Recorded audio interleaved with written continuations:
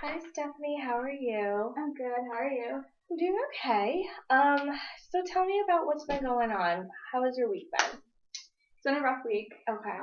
I've definitely been feeling really down and just like unmotivated and just feeling like I have no energy. Okay. Just feeling like really depressed. Okay, so like you said, you're feeling like you don't have this energy anymore, and that's kind of slowing you down and making you feel depressed. Yep, definitely. I've been very sluggish. Okay, all right. And what's been going on to make you feel that way? So I just recently moved here from Atlanta. Okay. I've been living down there my whole life, but I just recently moved up here because I was given a job opportunity Oh, that's great. yeah, it was, that I decided to take, but I don't know anyone up here, and I just feel very lonely, and I'm not very good at making friends, so I'm just kind of feeling like I'm doing this on my own. Okay, so you're feeling really isolated and like you don't have anybody here. You left people back at home. It's pretty far away, so Yeah, now you're here it's and like you at feel eight alone. hours away. Yeah, yeah. So it's definitely far for you to travel back and forth. So it seems to be making it hard for you. Yeah, Okay, definitely. okay. Um, so how else have you been handling the move? So because I like don't really know anyone, I've just been like sleeping all the time. Like when I'm not at work, like I'm just in my house and I'm sleeping, and like I don't really eat very well because I just can't bring myself to even like get out of bed to go to the grocery store, or like even coming here was like really hard and like took a lot of effort, Okay. and even like answering phone calls is just impossible. Like I just don't feel like talking. I just don't want to do like I don't want anything to do with anyone. And like now I've also cut the connections that I did have back home, like especially with my parents even. Like my Hmm. parents will call but and I'll see it ring and I just don't care to answer. Okay, so it sounds like this move has really taken a toll on your feelings as well as you feel like your relationships too. Yeah. And I just even like my relationship with people at work aren't the best. I feel like I don't belong. Like I'm the Okay. new guy and I just am the topic of discussion and everyone's looking at me and everyone's judging me and like they already have like their own circle and I'm just intruding in. Okay, so yeah, since you're this newbie, you feel like this isn't your space yet. You feel like nobody really knows who you are. You kind of feel like you're encroaching on their territory. Right. And it's really hard because I also feel like I don't have anyone to talk to about what I'm going through because like I said I don't know anyone up here or up Hmm. here yet, and even my friends back home like I kind of lost those as well. Okay. So you don't have, you feel like you don't have that support for someone you can reach out to and talk to about this. Yeah, like I just feel like this is all on me now. Okay. You feel responsible for Yeah, everything. yeah. Okay. Um, so I went over your evaluations from last week, that I had you fill out, Hmm. and it showed that you met the criteria for depression. What do you think about that? I think it's a harsh thing to hear. Mhm. I definitely can understand why that is though. Okay. Cause like I've been like just so numb to everything and just kind of gave up all motivation and all hope for this move being worth it. Okay. So you kind of see how that applies to how you're feeling now.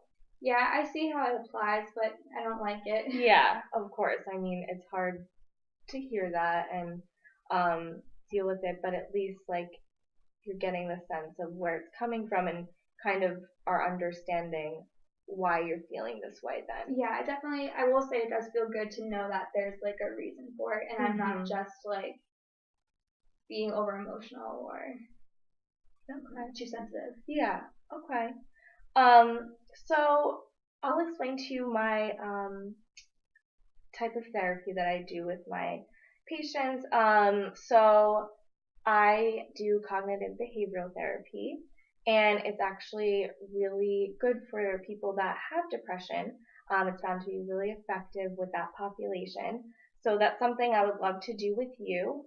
So basically, I'll just give you a little overview of what cognitive behavioral therapy is. It's basically it's talking about how your thoughts affect your mood as well as your behavior. Okay. So if you're having a negative thought, that is going to influence how you're feeling. You'll probably feel more upset, more depressed, and then from those feelings, you're not gonna feel like you have that energy or that ability to do anything. Your behavior is going to change. Okay. Does that make sense? Yeah, it does make sense. I can see how they're related. Okay. So taking that model, how can you apply that to your situation now? Well, I guess like when it comes to the people that I've been working with, I definitely have like negative thoughts about how they perceive me, Okay. which like also impacts how I see myself. Okay. So I will kind of think like when they're all in a group, like for example, like if we're at lunch or something on lunch break and they're kind of all sitting at their table and I'm like still preparing my food and they're all like sitting around laughing and like smiling and joking around, like I just am like, are they laughing at me? Like, Okay. am I the punchline here? Like, why won't they include me in what's funny? Like, the only reason why they wouldn't include me is because it's about me. Okay. So you're seeing, your coworkers interacting with each other and you feel like out of that group. And it sounds like your automatic thought is that they're talking about you and that they're laughing at you. Yeah. I guess it's like kind of goes back to like when I was in high school. Like growing up, I always felt like people were saying things behind my back, and like I was always the kid that got made fun of. Like I was bullied, like 100% was bullied.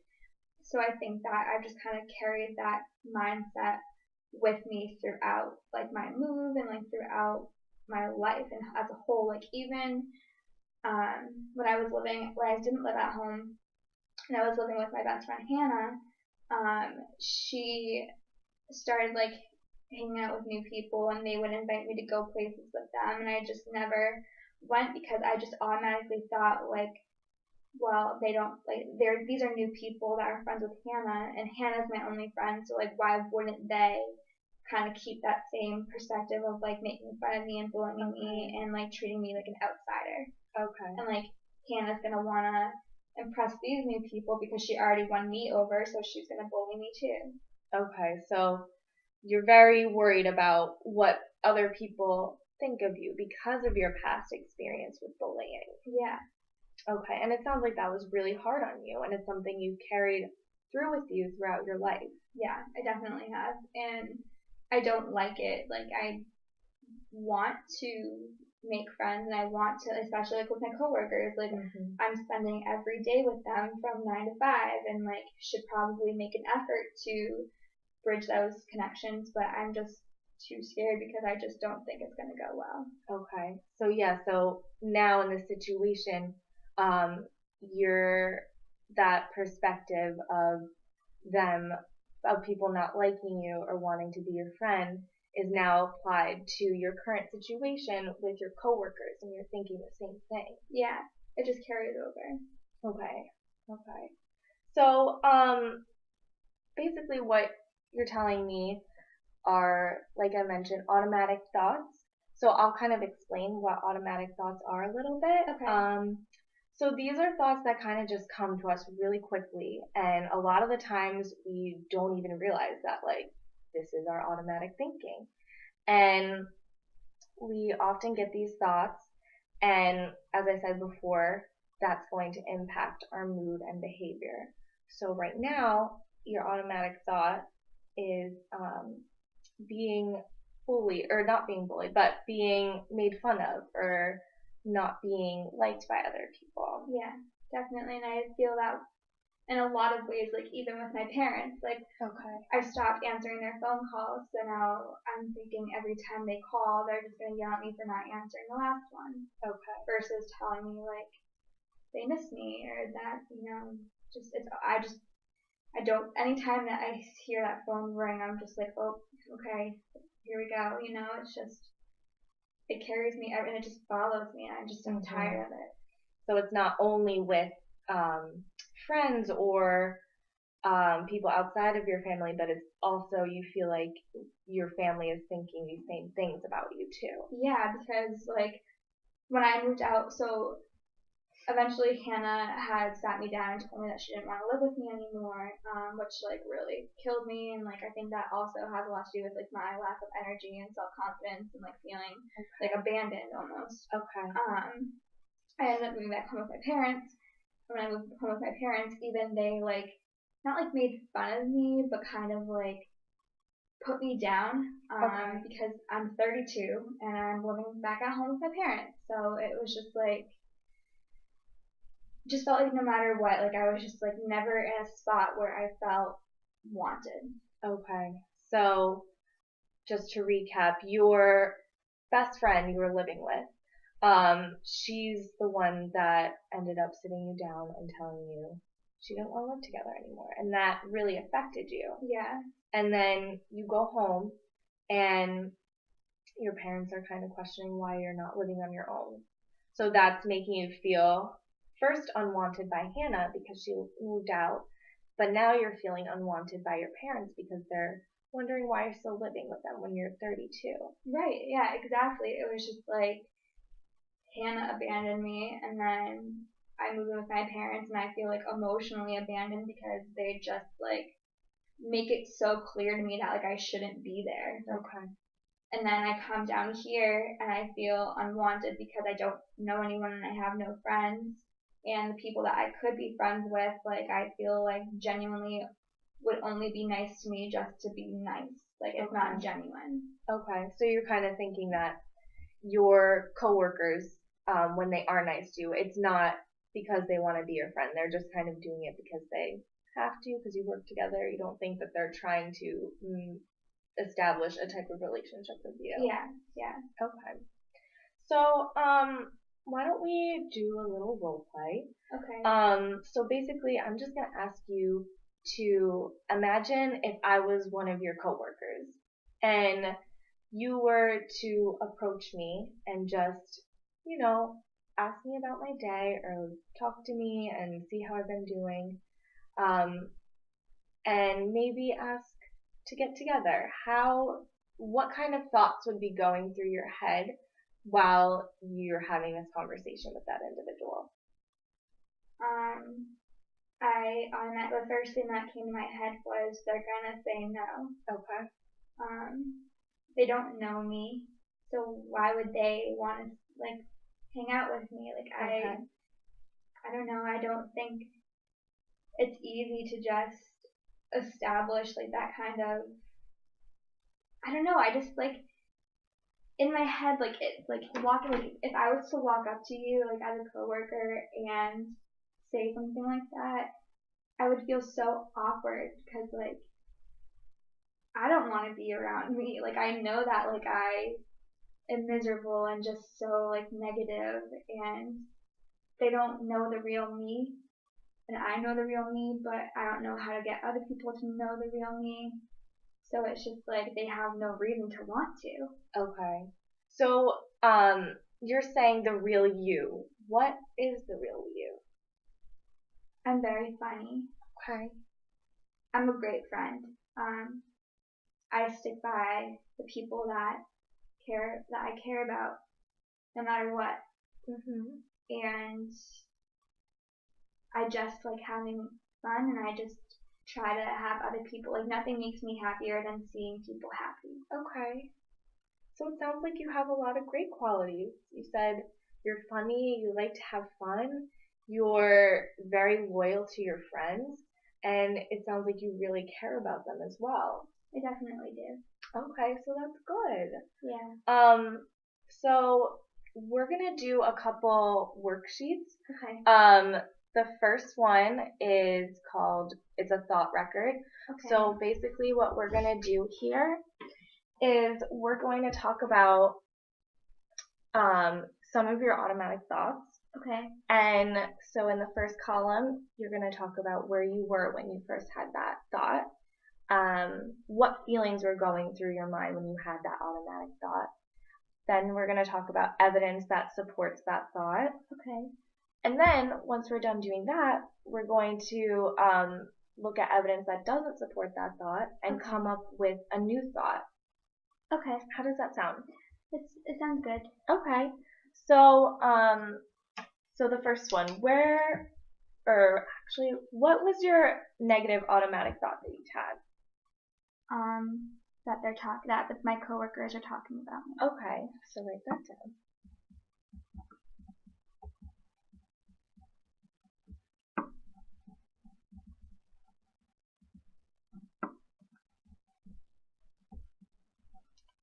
All right. So, and where were you when you had this thought? In the lunchroom. Okay. At work.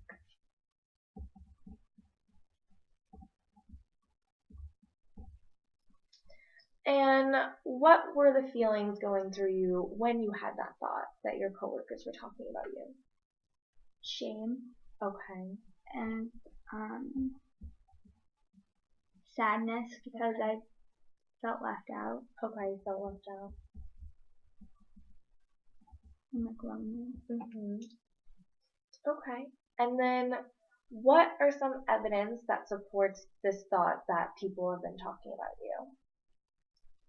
Well, I'm never included in anything that they talk about. Okay. So not feeling included makes you feel like they're talking about you. Right. Because if they're not talking about me, what's the reason they're not including me? Okay. Okay.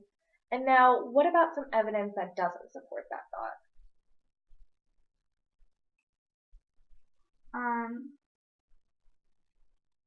I mean, they're still nice to me. Like when Okay. they do talk to me, they are nice to me. Okay.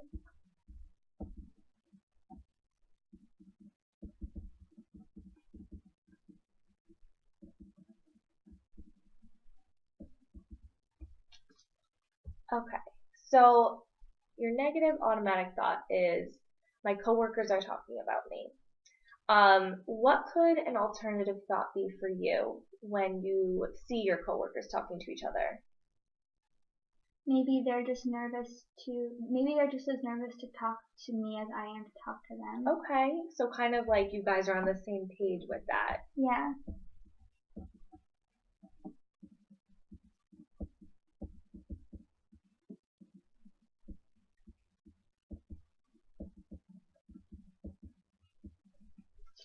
All right, so looking at this new thought, what feelings does that make you feel? Hopeful. Okay, hopeful. Yeah, because if I know that they're just as nervous, or if I think that they're just as nervous, it gives me like some kind of hope that maybe one of us will be the first to break the ice. Okay, so yeah, so it's a more reassuring feeling than as if they're just talking about you and you're feeling sad. Here, you're saying, well, maybe they're just nervous, so kind of normalizing things. Yeah, definitely. Okay, all right. So moving on, we're also going to do another worksheet. Okay. This is your core beliefs, which I'll kind of explain a little bit. Okay. Your core beliefs are basically these beliefs that you've carried throughout your life that have impacted you in many ways. And your automatic thoughts come from your core beliefs. So here on this sheet, it asks you to pick one of these negative core beliefs that you feel like you hold within yourself. So you can look at this list and pick one, or if you think of one that's not on the list, you can include that. So if you just do that now. Yeah, I know one that's not on the list. Okay, yeah, you can add that. Which is I'm unwanted. Okay. All right, so you feel unwanted. Okay. So now after that, we're going to talk about evidence that doesn't support this core belief of yours. So you're just going to list 3 things that are contrary to that belief. Okay. Well, when I lived with Hannah, she did invite me places. So you were welcome to come places. You weren't excluded.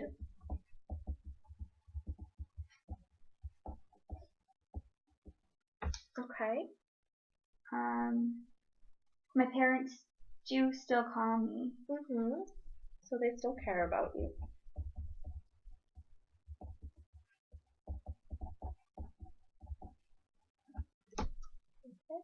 And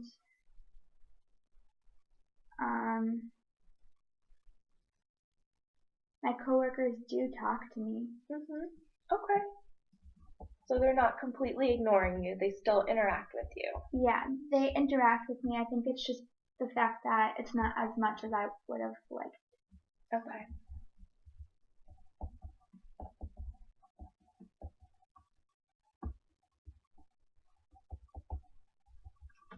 Okay, great. So looking at these, how does that make you feel? Seeing these 3 pieces of evidence that kind of show that you go against this core belief of not being wanted. I think it makes me feel responsible. Okay. In a lot of ways. Okay. Kind of like throwing myself a pity party. I don't know, it like kind of sinks in. Yeah. Okay. And then that feeling of responsibility, how does that make you feel? Like I need to change. Okay. Like I need to fix this negative attitude that I have going on because, like I said, like seeing this on a piece of paper, it's just like, I don't know what I'm doing. Okay.